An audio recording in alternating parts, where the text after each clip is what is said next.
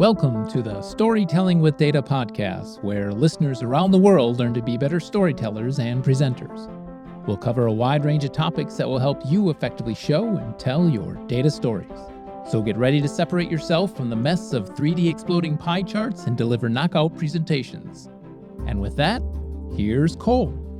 Thanks for tuning in. This is Cole, and I am excited today to be joined by data storyteller, New Zealander, founder of Rogue Penguin, and author of the new book, which we will be talking about today, The Data Storyteller's Handbook, Kat Greenbrook. Kat, welcome to the Storytelling with Data podcast. Thank you so much. I'm really, really excited to be here, Cole. I've looked up to you for so many years, and I'm just really excited to have this conversation. Me too. And it's funny, right? The way that social media can make the world much smaller, I think, in ways. Because we first met when, or you, I think, had reached out when I had posted about a trip to New Zealand, and we actually got a chance to meet up in person. I was thinking back, 2019, I think that would have been, right? Yeah, I'm not sure exactly. It was definitely pre-COVID.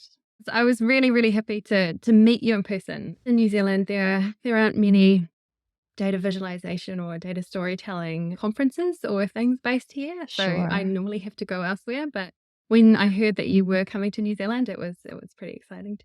So let's start with your story. I think that would be useful context for folks listening before we get into the details of your book. And I'd like to do something a little different here and seed you with a specific anchor. I'm curious if you remember the first time you made a graph, or maybe a particularly memorable time that you made a graph, where that lies along your path and what role it played, if any, in the course that your career has taken. My memory is not good enough to go back to my first graph. So I can give you an example of a memorable one. This would have been maybe 10 years ago. I was working as an analytics consultant. So my job involved, there was a lot of data prep, a lot of modeling, a lot of analytics. I was also studying part-time. I was doing a digital design degree. And as part of my second year, it was like a thesis year where you pick a topic and you go quite deep into that topic and learn more about it. And the topic I picked was data visualization. And so I spent that year making loads of different graphs, different visuals, try and build my skill set, build my portfolio. And the process to that point was to find an interesting data set and then visualize that data. I was coming at it from a very graphic designed way. So this was when infographics were very popular. So they were definitely an influence on the way that I was visualizing data. And I remember a particular data set that I looked at. It was on workplace bullying. I think it looked at the different attributes an organization can have and whether those attributes were more or less likely to foster a bullying environment. And I did what I'd always done. I visualized the data and I stepped back. And I wasn't comfortable with publishing it. I didn't feel comfortable doing it. And it had absolutely nothing to do with the way that I'd visualized the data. That was fine.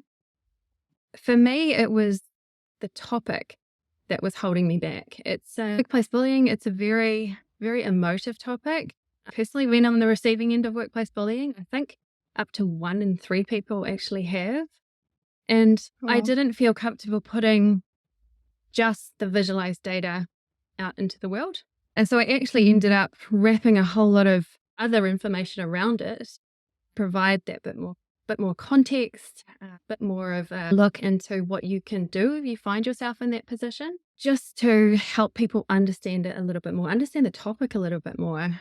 And I think for me, that was one of my defining projects in terms of making that switch from data visualization to data storytelling. And storytelling wasn't even a thing. It wasn't a buzzword. It wasn't even a word really that was used in the data space. We're talking 10 years ago. Right. And I didn't know anything about story, what narrative structure was, anything like that. And I wouldn't for another couple of years down the track. For me, it was just making that switch between communicating or visualizing just data and communicating the message of data. And I think that's what I've stuck with since then. It's about communicating that message rather than just visualizing that data. Yeah, it's so interesting. The data out there without the message can go in so many different directions and can spiral out of control. We see examples of that all over the place. But when you have the context, you have the understanding, you have the personal connection or story to be able to bring into that, it can completely change the way it's received and interpreted. So fast forward for me. So you have this pivotal moment or experience, and where has your career and path gone since then? I finished my degree and I'm still working very, very much in the analytics space because I wanted to get more of a data visualization role, but they just weren't available. Like today, where you can actually do data visualization full time. And so I actually decided, one of the reasons that I decided to create a company and go out on my own was so that I can do what I enjoy doing full time. And I knew I couldn't get that just from one business. So I had to have multiple clients in order to work the way that I wanted to work. And I did think initially, because data visualization was so popular at the time, I thought, well, I'll create a data visualization company and it would be great because it will help engage people with analytics. And that's what I was always frustrated about in my previous analytics roles, was that people just weren't engaged enough with the output from analytics. So I'd spend a lot of time building these predictive models and they didn't necessarily create the business impact that I was hoping that they would. So I thought visualization was a solution to that problem. What I learned early on, and it's kind of stemming from some of what I learned in terms of the study I did, was around data visualization will only get you so far. You need to incorporate that with something else, with what we know as story now in terms of communicating a message, and really to pull out those insights and make them understandable by people who don't necessarily want to always look at a data visualization. There needs to be something else to go with it. And that's where I've stayed and played. Data storytelling, I'm just very, very passionate about communicating the message of data, and I've just been experimenting with that ever since. I think it's a growing field. It's constantly changing. And if you're working in it, there is necessarily one right way of doing it. And I think that's what's so great about it. It's always changing. Yeah, it's a never-ending puzzle, and the pieces are a little bit different every time. When did you start Rogue Penguin? Good question. I think it was 2016. I think it's been about, 7.5 years now. Can you give a sense of what types of clients you work with and what sort of projects just generally? So I am based in Wellington, New Zealand, and this is the capital of New Zealand, but it's also where a lot of our government is based. So I do a lot of work for government agencies because I'm generally in that vicinity. Also, lots of work with businesses that have very large data teams. And so these are generally very, very large businesses. They have skilled people working as data scientists, as data analysts, and they just need a little bit more help in terms of how they communicate the results of what they find through these teams within the wider business. And so I'm constantly working with very, very technical people. I just need a little bit more guidance as to how they communicate that to the rest of the business. When did the idea for the book come along, and how does that play into your world? Funny, I've never had a huge desire to write a book. I think as soon as I started running workshops, the idea was kind of seeded, but it didn't really go anywhere for a number of years. So probably a few years ago, I was like, I should do this, because I was constantly being asked after workshops, do you have any more resources? And I would have a list of resources, your book one of them, and I would direct people to those resources. I didn't have one thing that I could say, this is everything that we've covered in my particular workshop that I could point people to. And so that was always kind of a nagging thing in my mind. I would stop and start writing. For years, I had this idea, I should write a book, and I'd start and then I wouldn't pick it up for another couple of months, and then I'd go back to it, and it would be constantly like that. And at the beginning of last year, I think I got pretty serious about it. I was like, if I'm going to do this, I have to allocate some time to it. And I didn't realize just how much time I was going to have to dedicate to it. I got to the point where I actually had to carve out time in terms of saying no to clients. I wasn't taking on any new clients, and I didn't take any new clients for a year, so I could carve out time to write the book. And yeah, it was a lot of time, a lot of weekends, but I'm very glad that I did it. Yes. And now it's here. Congratulations. Thank you. I've read the book. I wrote the foreword for the book. I have a number of questions about the book that I want to talk with you about today. But I thought before getting to that, I'd love to have you tell those listening about the Data Storyteller's Handbook generally. We get a sense from the title, obviously, but can you share for people what they'll find in its pages, how it's structured, who it's written for? I have dedicated this book to anyone who's been told or asked to tell a story with their data and not really understood what that means. And I've been in that position before. I've had analytics managers tell me, oh, just make your data tell a story. And I had no idea what that meant. So generally that's who the book's written for. Their specific audience is people who are probably in those kind of analytics roles and who want a little bit more guidance on how they can communicate their information to people outside of those data teams. And so I don't class data storytelling as building a dashboard, so it's not going to have anything to do with dashboarding. I think that's another form of data communication, and it's a very good form of data communication. I think data storytelling is just for a slightly different audience and involves a slightly different process. The Data Storyteller's Handbook is a guide on how to do data storytelling end to end. It looks at how you can start to think about what impact your work is actually going to have within a business. And I think sometimes this is what's missing from a lot of data communication or data visualization. We don't really understand the change or the impact that what we're creating is going to drive. And so I think having some sort of process in how you figure that out will help in terms of how you communicate the value of what you do. There are different ways to look at the audience in which you're communicating to. Sometimes when we go through this audience understanding, we don't really do much. We identify the audience. Oh, we're communicating to the marketing manager. Well, okay, that's great if you know all about the marketing manager, but there are some exercises that you can do to get a little bit more understanding of who it is you're communicating to, what are their motivations. Then it looks at how do we actually find the story in our data. And I think this can be the hardest thing. Well, it's definitely, in my experience, the hardest thing to do. After you've done and maybe an analytics project, there are multiple stories that you can tell from that output. And if you try and tell them all at once, it's just going to confuse your audience. So finding just the right metrics and the information you need to tell one story and tell that one story right. I've got a canvas in the book that helps you do that.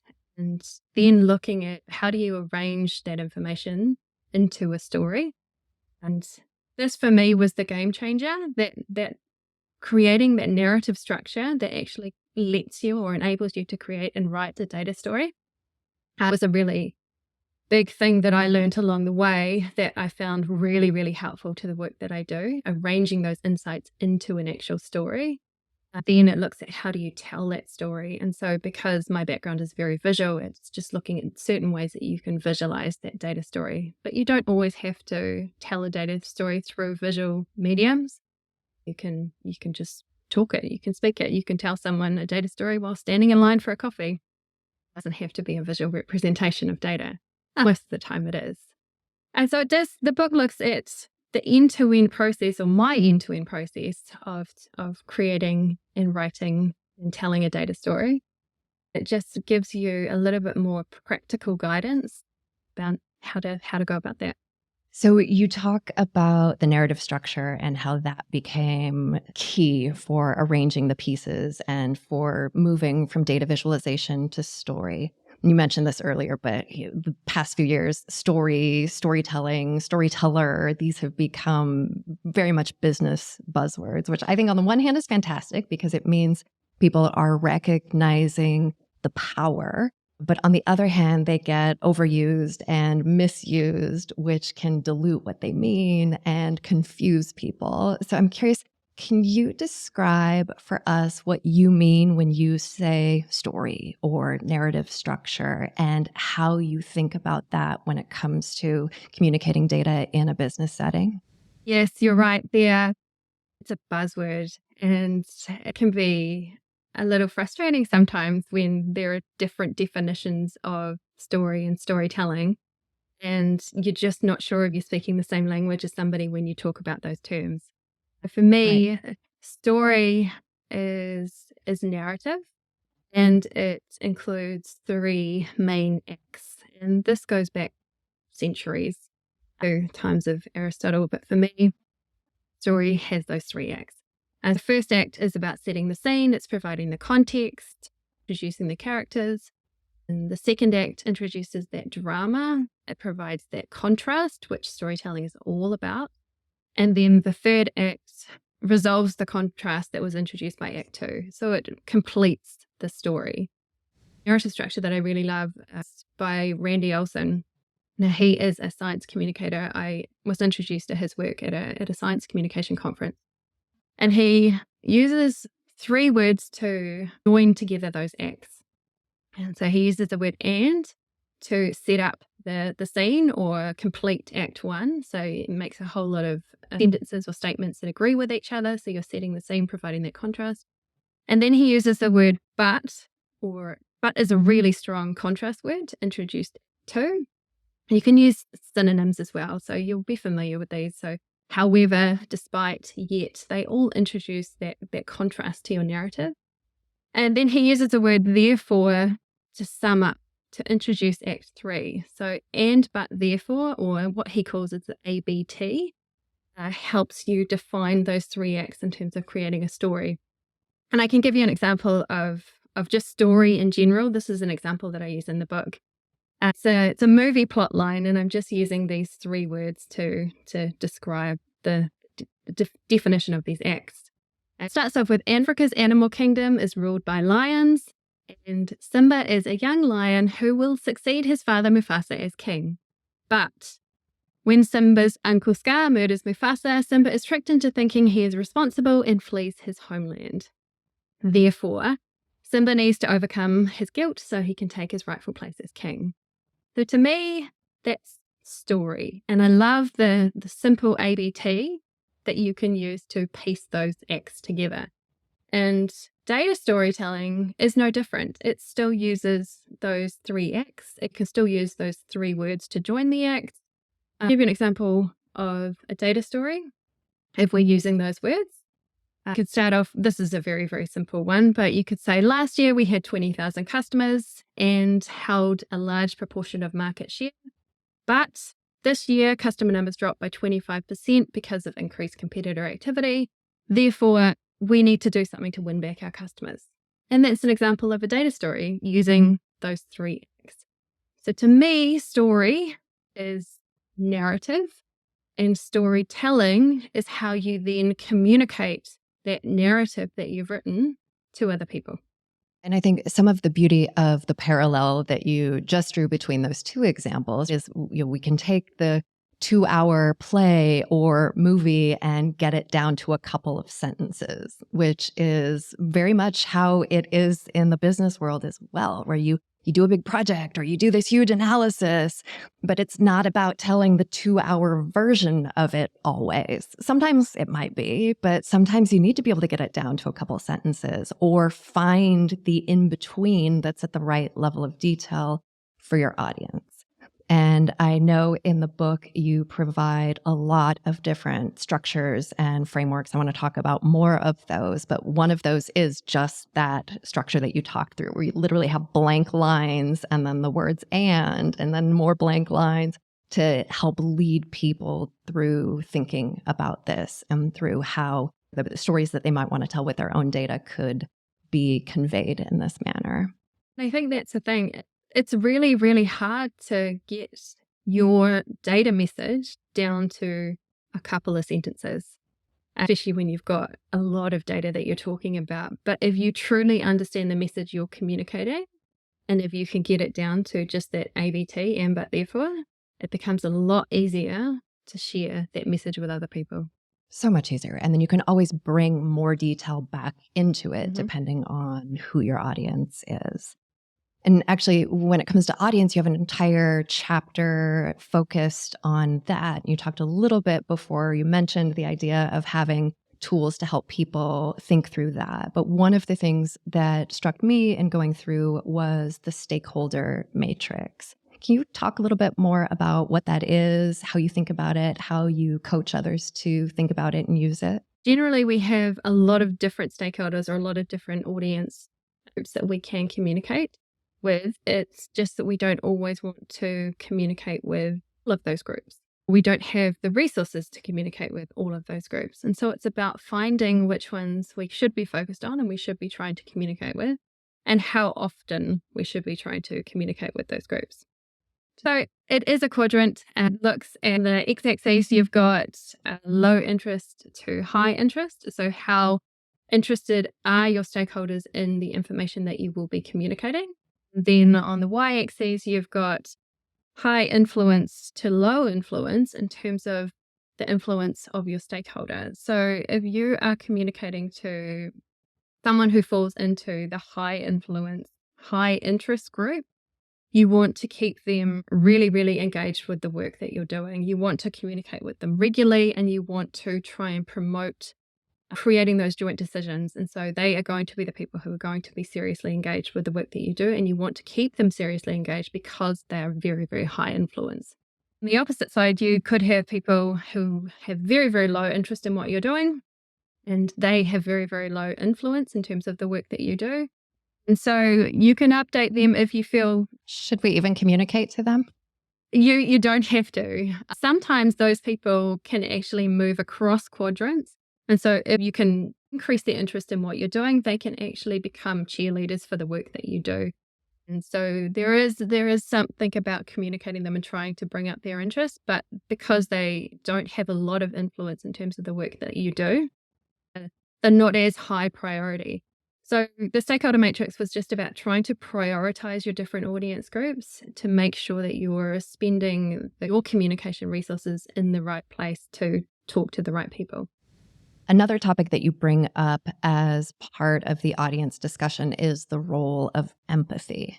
Can you say a little bit more about that? Because I think that maybe is one thing that sets the data storyteller, or maybe the successful data storyteller, apart from their peers. I think empathy it can be demonstrated in a lot of different ways. And so in my book, I have what I call empathy spectrums, which are just ways that you can start to think about your audience in terms of what they may be feeling or how they would prefer to be communicated with.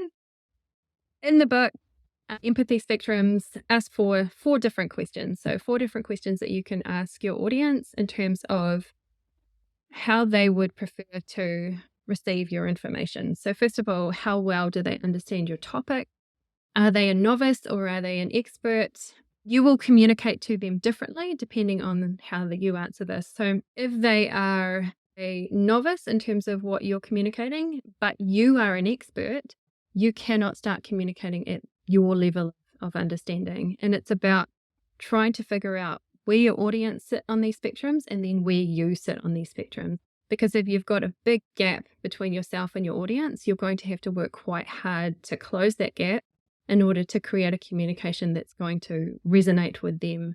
So that was the first question. The second question, how do they prefer to be communicated with? Do they like a lot of detail in their communication, or do they prefer things in a summarized format? How likely are they to react to your message? And so are they going to have a spontaneous or gut reaction to the information that you share, or are they going to think of it in a more thoughtful, logical way? There are different ways that you can design your communication depending on what you think your audience will have, their first reaction will be. And the last one, how interested are they in receiving your information? And there are ways that you can design your communication depending on how you think they fall on these spectrums. You can design a communication that is really going to be fit and resonate with your chosen audience group.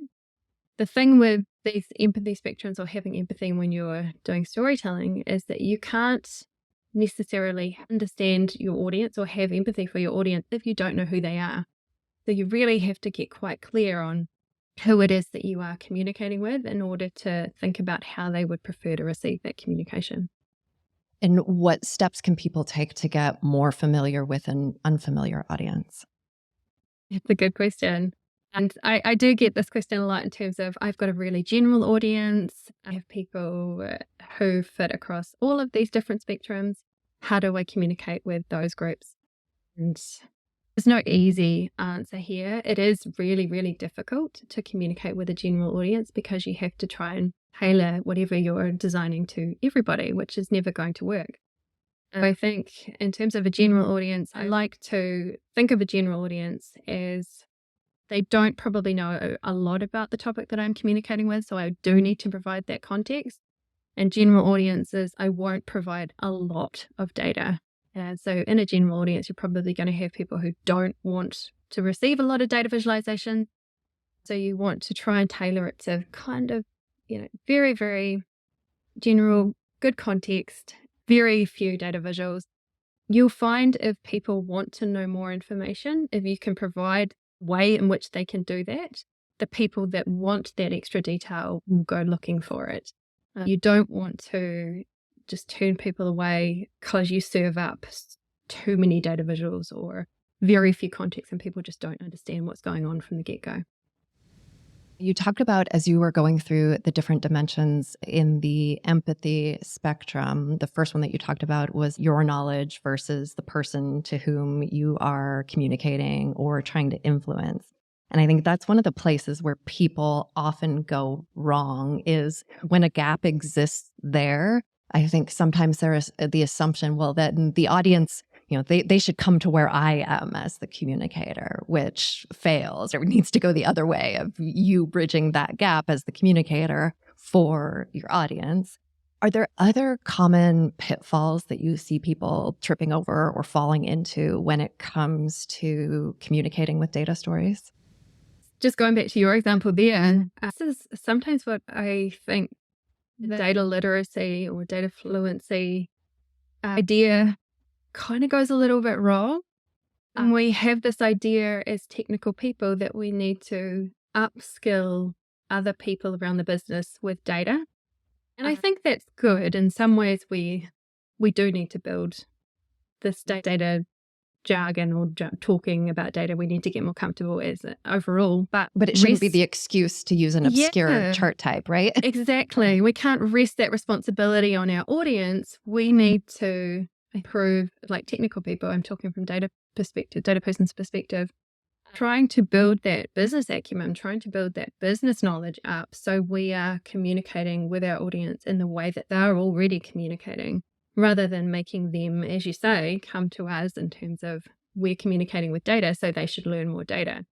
And I think this is a conversation that it's happening now, and I think a lot of people have different views about it. And I'll be interested to see where that goes, whether that responsibility stays with the business on how they need to be more data literate, or whether it switches a little bit to the data side. No, you need to be more business literate. And I'm watching that space. Well, and I guess one of the really positive parts about the storytelling is that when it's data you're communicating, you're bringing that context in, and hopefully that's a way to help bridge that gap, right? Help those sides talk to each other in a way that makes sense. And actually, in chapter 5 of the book, which is titled The Data Story, you break things into a couple of different types of stories: the time data story, the character data story. Can you talk more about these, what differentiates them, how you guide people to think about them? And you also shared some really interesting canvases for people to, I think, both learn from examples, but then also potentially map their own data stories onto. The time versus character story, these are about how do you almost take the next step in your analytics process in terms of how do you find, edit the insights that you have to pull out the right information to tell a story with.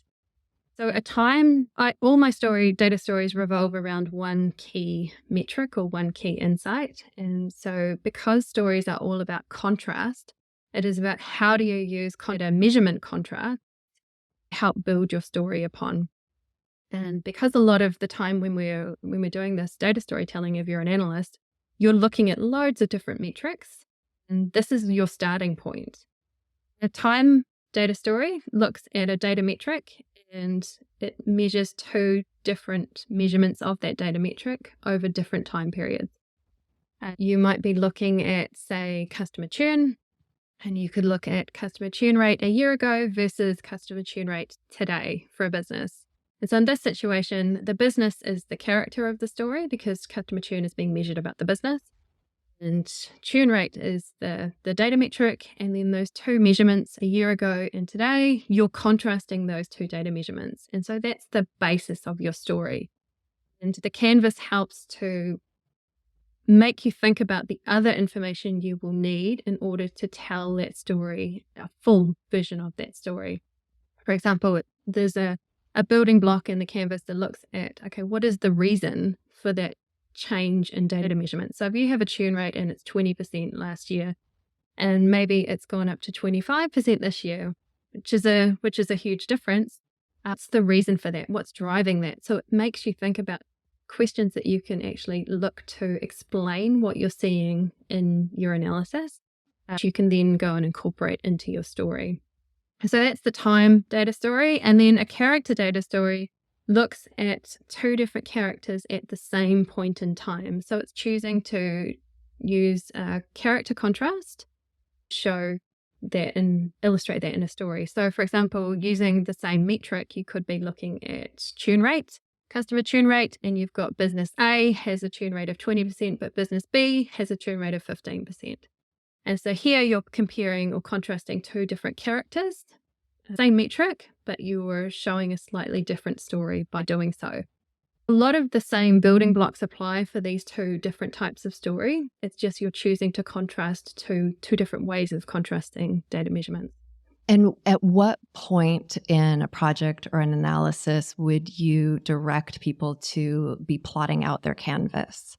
Is it after the exploration has been done, when they already have a message, or when's the right time to use the framework? Yeah, so I use the framework to help. You can go back and forth from the canvas to the analysis, because I think when you start filling out the canvas, you might find there's actually information you don't know yet. And so you might have to go back and try and research that information. You can start it quite early in terms of I've seen this insight in the data, or I've seen this change, or I've seen this difference in certain data measurements. And I want to start understanding a little bit more about that. So you can use the canvas as a way of helping you to do the analysis, to ask those questions to help understand what's going on. It is a bit of a back and forth process. When I finish the canvas, when I've filled out all the necessary boxes I need, it's then that I'll start to create my story from it. I won't necessarily start writing that data story if I've only got some of those boxes filled out, because it just means I don't have enough information to truly provide, I think, a good comprehensive data story. But when you've got most of the canvas filled out, you can then go on to the next step, which is actually creating that narrative from it. And then it's once the narrative's created that then you'd advise people to turn to their tools and begin creating materials. Is that right? Yeah. So yeah, this is the question I get asked a lot. When do I get to visualize data? And I think you have to realize the difference in data visuals. And so I do describe this a little bit in the book. So when you're doing data analysis, you are probably creating a lot of visuals to help you uncover those insights, to help you understand the data you're looking at. And these are what they call discovery visuals. You wouldn't share these. These are purely tools to help you understand and do the analysis. Then when you're wanting to communicate your data story, you design those visuals after you've written the data story. So it comes at the end. So you can have visuals at the very start of the analytics process, and then you have visuals, data storytelling visuals, at the end of the data storytelling process. I think it's really hard to design a data storytelling visual or a visual to communicate a message if you don't understand what that message is in the first place. You're just making it hard for yourself. Well, and that's when people just start communicating using those graphs that should have just been for themselves, right, without taking the time to plan and think about audience and do all of the things that you're talking about. Exactly. Where do ethics come in? You have a section, I think, within every single chapter called Keep It Honest. Can you talk more about the role of ethics in the context of data stories?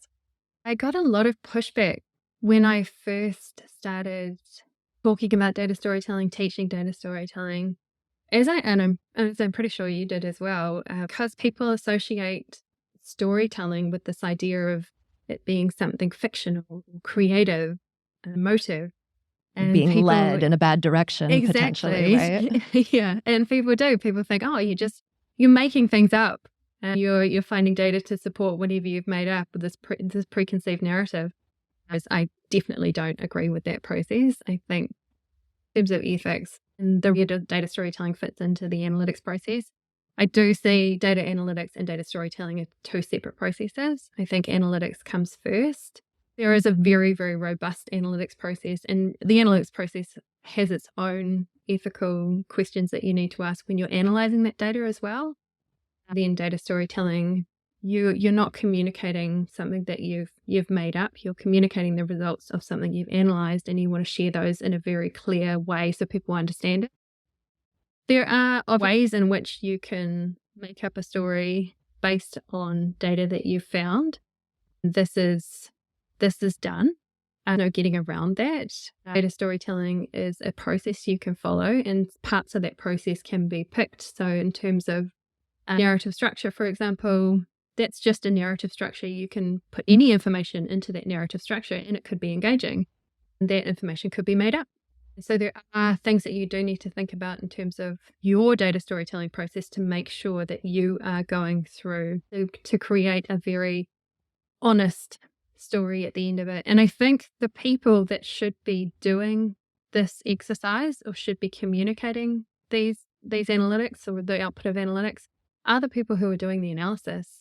And sometimes these people are more likely to shy away from data storytelling because they don't want to put themselves in a position where they have to communicate that. But I actually think they are the very best people to be in that position to communicate that because they understand the nuances of the data and the analytics. They understand what it means. And sometimes when you pass analytics outputs over to someone who doesn't necessarily understand that modeling process or isn't familiar with what's been analyzed, some of it can get lost in translation in that process. And so the story can come out slightly different. And so I think if we can encourage more people who are currently doing analytics to then go the next step and do that data storytelling off the back of it, have a lot more data stories that honestly reflect the data that they've originated from. Well, and that's the thing, right? I think not always, but I like to think that when data gets misinterpreted or when there are, let's say, untrue stories out there, that it happened by accident versus any sort of malicious intent. And so I very much agree with the idea of having the people who are familiar with the data and have the context and have done the analysis to be the ones developing that skill to tell stories because they're in a good place to do that honestly. Do you have any guidance for the person who is in that sort of role and who maybe isn't feeling confident in their ability to tell a story? Where can people try it out? Are there places, from your perspective, where a story is more likely to work or less likely to work that you can use to give general guidance on when should someone opt for a story structure when communicating? It does, from my experience, come down to your audience and whether or not they need a story. You'll find a lot of people, a lot of technical people, a lot of people maybe working in operations, they don't necessarily need the story, they need the dashboard. So if you are communicating to someone who's a subject expert, so who knows a lot about the data or the topic that you're communicating, they likely don't need you to provide that story, which gives them all that context because they already understand it, they already know. This is the difference for me, I think, in terms of dashboard versus data story. What does your audience need? It does come down to what do they already know. Don't want to be reiterating something where they're just going to get bored because they learned it years ago. They've been living and breathing this. They can do with a dashboard, they just need to see the data. Whereas you'll have other audiences who are quite far removed from the data. They may not know anything about a unit or a team that you're working in. And so they'll need you to give that context. And so for a wider business audience, say you're doing a presentation, a data story in that situation is great. You wouldn't go to a business-wide presentation and hold up a dashboard because that's not going to work very well. And believe me, I have done this. Doesn't work. You've really got to figure out what your audience needs and what context they require. I solicited questions on social media and from my team. So I want to switch gears a little bit, just in terms of these are going to bounce around a bit because they're coming from different people.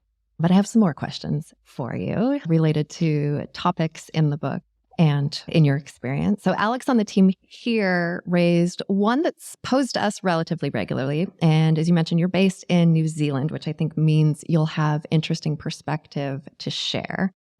Do you adjust, or how do you adjust for international audiences when you are presenting data or presenting a data story? Or how do you tailor things or think about tailoring things for an audience who's in another region? And I think this is interesting both from the standpoint in what you present, the visuals or the slides, and maybe how you present also. So just in coming from a workshop perspective, if I'm communicating data, I will tailor the exercises to that particular region. So the exercises that I'll pull through will be to do with data from that region. I have a workshop coming up this week, and that's for an organisation in the UK. And so the exercises that I'll be using for that have to do with data from the UK. It's just about making it relative to whoever it is that you're talking to. Don't think there's much in terms of tailoring what I teach in particular, because I think that's pretty universal. I also don't go into every single country and teach my way of storytelling, right? So there are certain countries around the world, I'm sure, where my method isn't going to work just because it's based on a narrative structure that may not work for certain languages. I don't really have a way around that. I think that's a tricky one. Tom asked a question about the ROI, so return on investment of data storytelling. How do you articulate the value, and I assume he means to management or to an organization, of developing skills in this area and being able to do data storytelling well? Return on investment from data storytelling, it's not always measurable, but sometimes it is. You can tie your data story or your data communication to an action that you can measure, and that action comes with a certain value. You can put a money value on it. That's great. Then theoretically, you can measure the effect of data storytelling. You can have control groups and whatnot, and that's possible. It's not usually that straightforward, though, right? Not. No, it's really not. But it is a bit like saying, okay, we want to measure the ROI of communication in our business. Yes. Because that's the same thing. Essentially, we're talking data storytelling is about how do we effectively communicate our data or our data insight. And if we look at it as a form of communication, coming up with the ROI of that seems a bit crazy. It's not quite the right question, right? Yeah. For me, I think when businesses are wanting to prove it through ROI, they're maybe not ready for it yet or haven't accepted that there is a need and value here. Because I think data storytelling or communicating with data when it's done well means that better discussions are happening and better decisions get made and kind of everything gets better as a result of that. Do you think about data storytelling and approaching it differently when you're communicating in person versus virtually? How does the ultimate way that you're communicating play in to either how you plan or how you execute a data story, or does it? I think with data storytelling, the thing is that you don't have to be there in person. You don't have to be there virtually. You can just write it in an email and communicate that way. Maybe what people are shy away from in terms of data storytelling is they don't see themselves as a presenter. They don't see themselves as I'm going to stand up in front of everyone, or I'm going to be on a Zoom call and I'm going to be telling a story. I think some of the best data storytelling that I've seen comes from people who are more introverted and do like to take their time and think about it, go through it, visually present it rather than actually have to stand up and present it. Personally, I don't see a huge difference in terms of in-person versus online. I do prefer in-person. especially when everybody turns the camera off if you're presenting on a Zoom or something and you see no faces and you Yeah, have it's no awful. idea. It doesn't really change. And you just imagine everyone smiling, right? I think you have to be a little bit more animated just to that barrier, right? It's an extra barrier, whereas in person, there's something about being in person that's just, I think, a little bit nicer. Michael asked whether you have any plans for translating the Data Storyteller's Handbook into other languages. I think he may have been specifically interested in Indonesian, but I'm interested in the question more generally, as I assume other listeners might be as well. Great question. I would love to. So I self-published Data Storyteller's Handbook, and I am still navigating this publishing world, and it is a massive world. So it is on my list of things to look into, and I have been approached to have it translated into certain languages, but I haven't gone any further than that yet. Came out in December, and we're now in February, and it's still early, but it's definitely on my radar. I'm always curious in other people's writing processes. Are there any quirks when it comes to your routine or insights into the process that you might share? I honestly thought I could fit it around what I was already doing, but it just didn't work out that way. So I did have to dedicate real time to the writing process. And for me, what held me back from writing and creating the book for quite a while was actually the look of the book. It's a very, very visual book. It has quite a unique design. And yeah, super scannable and lots of space. But yeah, you can like flip through and when something piques your interest, you can stop and kind of dive in there. Which is great. That's completely what I was going for. But the style I just didn't have in my head, and it held me back for a really long time because I wanted to make the book a very, very visual book. And I just didn't know what it was going to look like. I actually did a presentation at a conference, I think it was late in 2022, where I thought I'm just going to experiment with a different way of presenting slides. And I got some good feedback on that particular style. And I thought, okay, I can make this the book style. And that's what it became. So the writing process was, I pick a day where maybe I was wanting to dive deep into a topic, and that would be my writing day. And then the next day could be a design day because I just wasn't trying to think too hard. And so the design was quite easy to fit around the process. And I worked with an editor, and so I would write a chapter, design a chapter, and then send it off to her. And so her feedback would come back and make the changes. And then I would ship that particular chapter out to a whole bunch of beta readers. And my beta readers were absolutely incredible for my particular writing journey. And I would highly recommend anyone who's thinking of writing a book to get people involved as early as possible. They would just get chapter by chapter, and it's whoever wanted to read what chapter. I had loads of people, because I put a post out on LinkedIn just asking for beta readers. So the majority of my beta readers I'd never met in person, but I got to know over email, and they were from all over the world. And it was amazing. Some of the really good beta readers that I had, English was not their first language. And it was really good because they knew how to write English better than I knew how to write English, because I didn't get taught how to do that.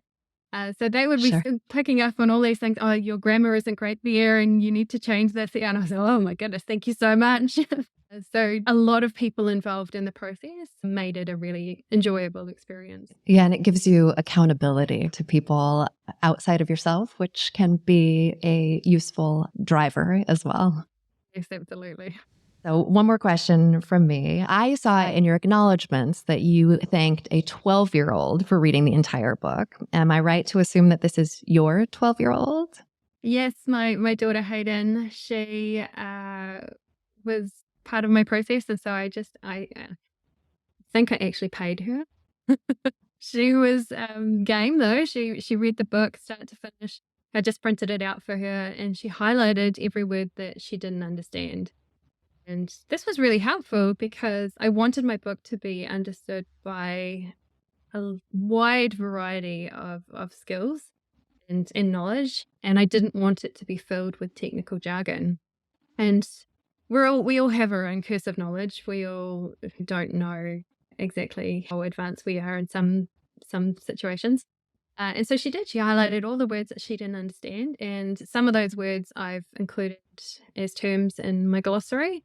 And some of those words I actually changed because I thought, no, that is my cursive knowledge coming through. There is a better word for that situation. Fantastic. I love it. Yeah. Getting family involved in the process is always a great thing and brings different perspective for sure. Kat, it has been an absolute pleasure. Congrats again on the Data Storyteller's Handbook. Do you have any final thoughts to leave us with today?